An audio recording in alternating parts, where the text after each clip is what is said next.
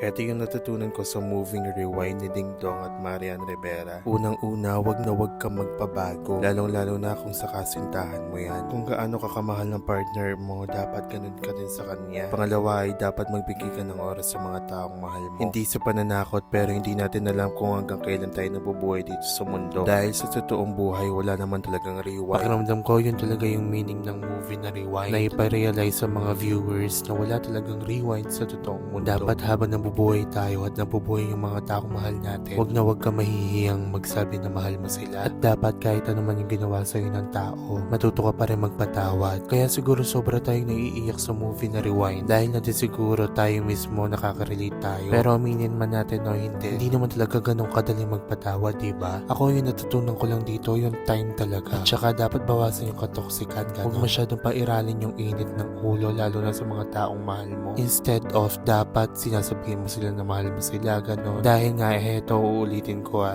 hindi natin alam kung hanggang kailan tayo dito sa mundo. At saka dapat habang nandito tayo sa mundo, gawin na natin yung mga nakakapagpasaya sa atin. Basta wag lang tayo makasakit ng ibang tao. Kaya ikaw habang nandito ka pa sa mundo, huwag mo na sayangin yung oras mo. May galit ka pa sa kapwa mo, patawarin mo na. Dahil hindi naman natin madadala yan sa hukay. Dahil sa mundong ito, wala naman talagang rewind.